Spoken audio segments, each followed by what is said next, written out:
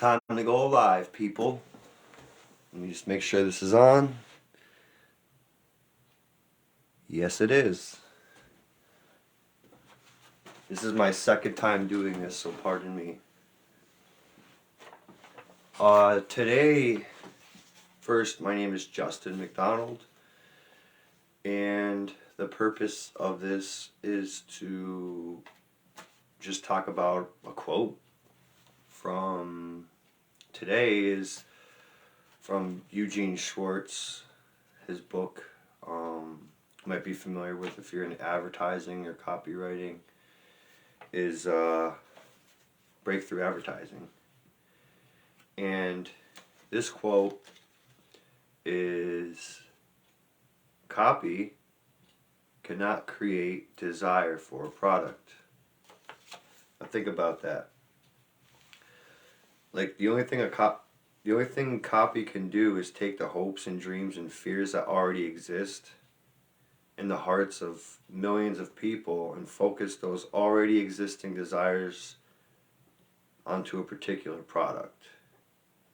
So it's the copywriter's task not to create mass desire, but to channel it.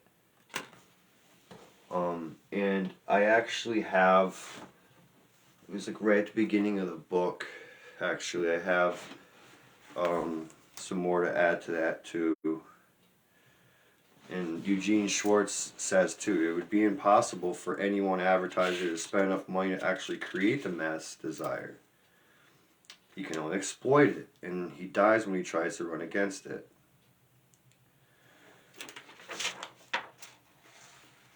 So, what is mass desire? Well, it's basically a public spread of a public want. So, I don't know if you were watching yesterday's at all when we were talking about being the last mover instead of the first mover. It's somewhat similar to that in respects for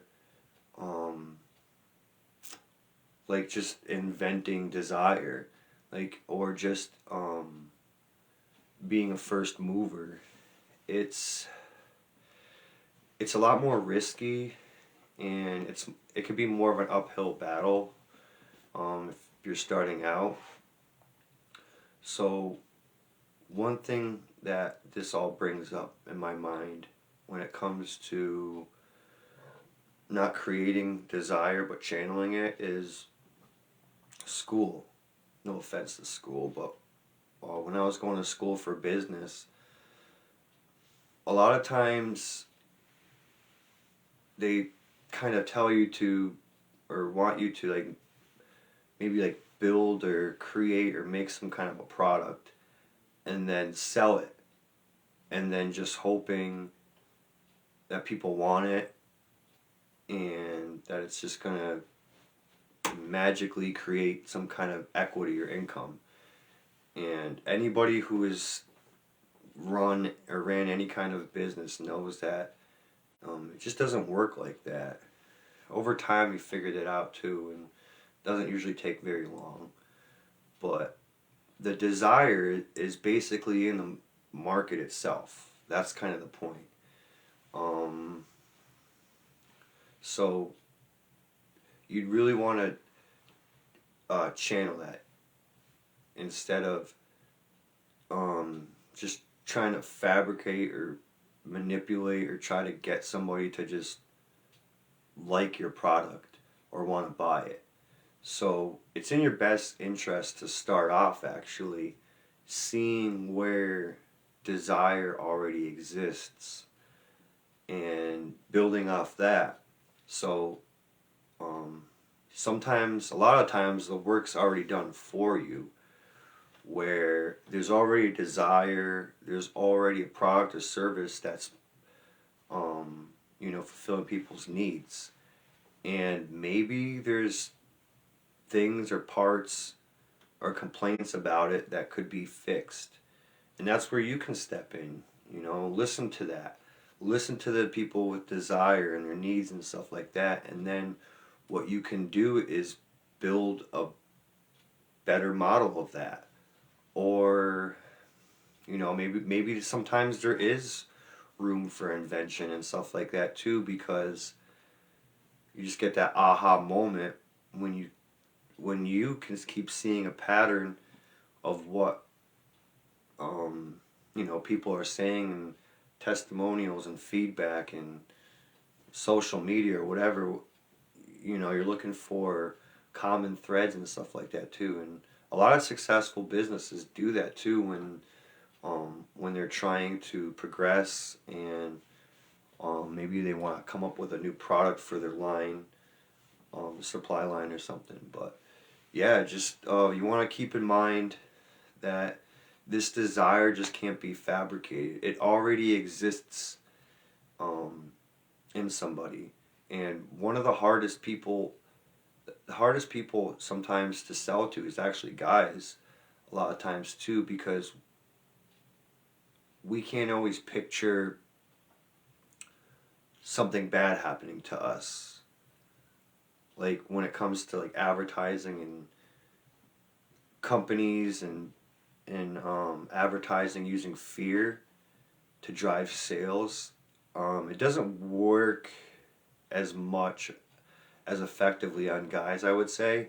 However, it does when you can apply like an indirect situation for somebody else that they're close to, like guy's mom or his girlfriend or his daughter or his sister or his children.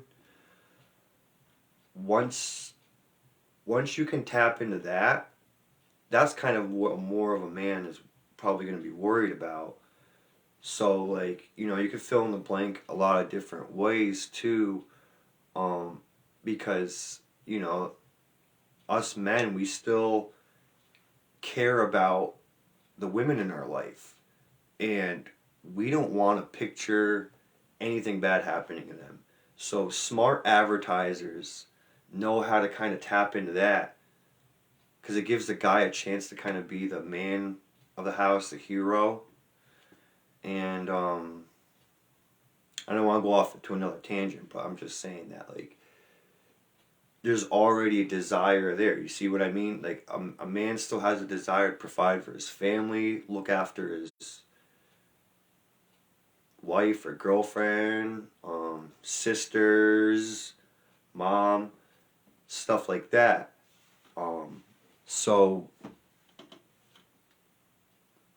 yeah, like having like indirect, like being able to kind of story tell with that kind of indirect, here's what could happen.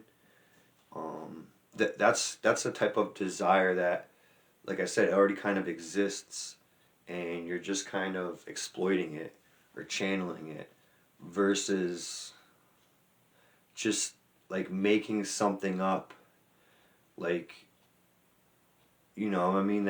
that's not really going to tap into anybody's emotions.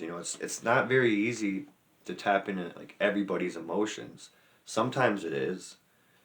Sometimes it's not so hard to pursue or get somebody to want to buy this thing. It could be depending on price too, and it could be, and if it's a very low ticket item too. A lot of times you don't need to go into very far detailing or storytelling. A simple headline and very short piece of copy could actually, channel that desire too. So that's all I have to say for today's quote. Copy cannot create desire for a product. Only you can channel it.